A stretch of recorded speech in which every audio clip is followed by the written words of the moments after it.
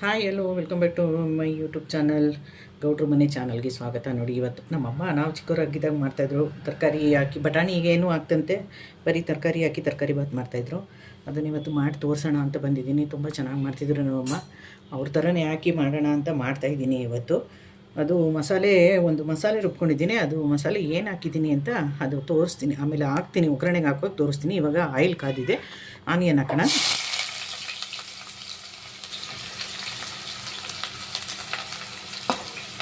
ನೋಡಿ, ಇದು ಪಲಾವ್ ಎಲೆ.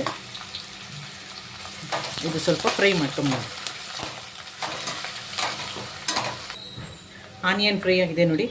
ಕ್ಯಾರೆಟು, ಬೀನ್ಸು, ಆಲೂಗಡ್ಡೆ 3 ಹೆಚ್ಚಿಟ್ಕೊಂಡಿದ್ದೀನಿ. ಹಾಕೊಳ್ಳೋಣ. ಅದನ್ನು ಸ್ವಲ್ಪ ಆಯಿಲಲ್ಲಿ ಫ್ರೈ ಮಾಡ್ಕೊಳ್ಳೋಣ ಇದನ್ನು.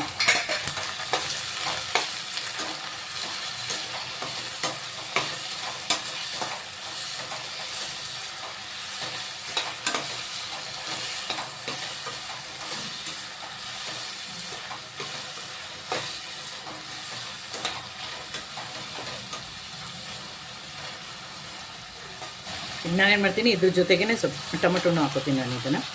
ಅದು ಟೊಮಟೊ ಹಣ್ಣು ಬೇಯಬೇಕಲ್ಲ, ಅದಕ್ಕೆ.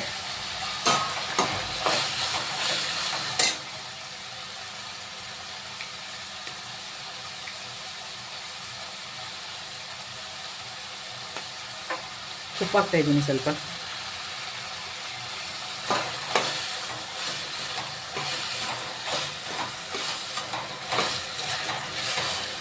ಟೊಮೊಟೊ ಮತ್ತು ತರಕಾರಿ ಸ್ವಲ್ಪ ಆಯಿಲಲ್ಲಿ ಫ್ರೈ ಆಗಲಿ ಇದು.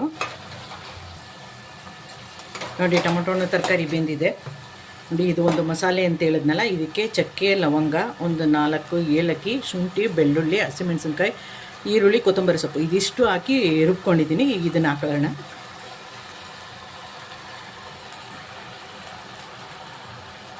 ಇದನ್ನು ಮಸಾಲೆ ಯಾವುದು ನಾನು ಹುರಿದಿಲ್ಲ, ಹಸಿದೇ ರುಬ್ಬಿದ್ದೀನಿ. ಅದಕ್ಕೆ ಇವಾಗ ಆಯಿಲಲ್ಲಿ ಸ್ವಲ್ಪ ಫ್ರೈ ಮಾಡ್ಕೋತೀನಿ ಇದನ್ನು.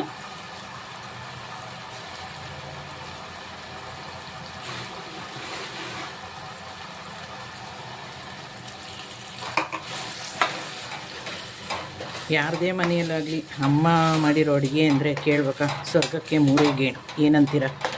ಹೌದು ಅನ್ನೋದಾದರೆ ಕಮೆಂಟ್ ಮಾಡಿ. ದಯವಿಟ್ಟು ಹೊಸದಾಗಿ ಯಾರ್ಯಾರು ನನ್ನ ಚಾನಲ್ ನೋಡ್ತಿರೋ ಸಬ್ಸ್ಕ್ರೈಬ್ ಮಾಡ್ಕೊಳ್ಳೋದನ್ನು ಮರಿಬೇಡಿ. ಬೆಲ್ ಐಕಾನ್ ಒತ್ತಿ ಆಲ್ ಅಂತ ಸೆಲೆಕ್ಟ್ ಮಾಡಿ. ಯಾವುದೇ ವಿಡಿಯೋ ಮಾಡಿದ್ರು ಫಸ್ಟ್ ನೋಟಿಫಿಕೇಷನ್ ನಿಮಗೆ ಬರುತ್ತೆ. ದಯವಿಟ್ಟು ನೋಟಿಫಿಕೇಷನ್ ಆನ್ ಮಾಡ್ಕೊಳ್ಳಿ. ಲೈವ್ ಇರುತ್ತೆ, ಕೆಲವು ಟೈಮು ಬಂದು ಲೈವ್ ಜಾಯಿನ್ ಆಗಿ ಸಪೋರ್ಟ್ ಮಾಡಿ. ನೀವು ಸಪೋರ್ಟ್ ತಗೊಳ್ಳಿ. ಇದು ಸ್ವಲ್ಪ ಹಸಿ ವಾಸನೆ ಹೋಗಲಿ, ಬೇಯಲಿ. ಇದು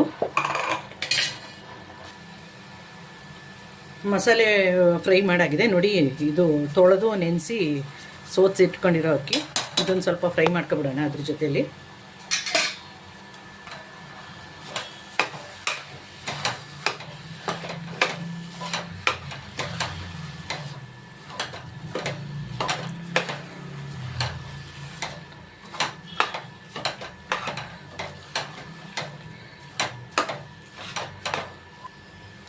ಅಕ್ಕಿ, ತರಕಾರಿ, ಮಸಾಲೆ ಎಲ್ಲ ಫ್ರೈ ಆಗಿದೆ ನೋಡಿ. ನೀರು ಕಾಯಕ್ಕಿಟ್ಟಿದೆ. ಈಗ ನೀರು ಹಾಕೊಂಬಿಡೋಣ ಇದಕ್ಕೆ.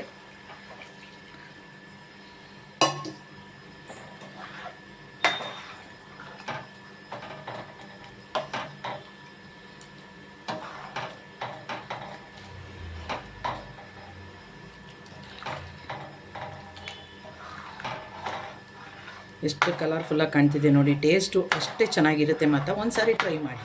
ಈ ಟೈಮಲ್ಲಿ ಉಪ್ಪು ಕರೆಕ್ಟ್ ಇದೆಯಾ ಅಂತ ನೋಡ್ಕೊಂಬಿಡೋಣ. ಉಪ್ಪು ಸ್ವಲ್ಪ ಬೇಕಾಗಿದೆ, ಹಾಕ್ಕೊಳ್ಳೋಣ. ಉಪ್ಪು ಹಾಕ್ತಾಯಿದ್ದೀನಿ ಇನ್ನೊಂದು ಸ್ವಲ್ಪ.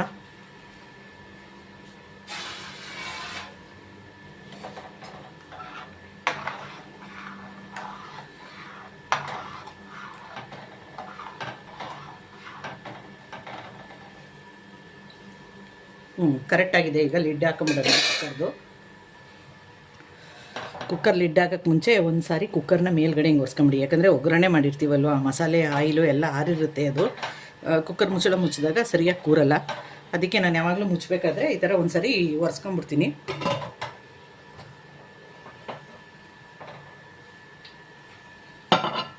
ಎರಡು ವಿಷಲ್ ಬಂದ್ಬಿಡ್ಲಿ ಅದು. ನನ್ನಮ್ಮ ಕೈ ರುಚಿಯ ನೋಡಿ, ಸೂಪರ್ ಆದಂಥ, ಟೇಸ್ಟಿ ಆದಂಥ, ಒಳ್ಳೆ ರುಚಿಯಾದಂಥ ತರಕಾರಿ ಬಾತ್ ರೆಡಿಯಾಗಿದೆ.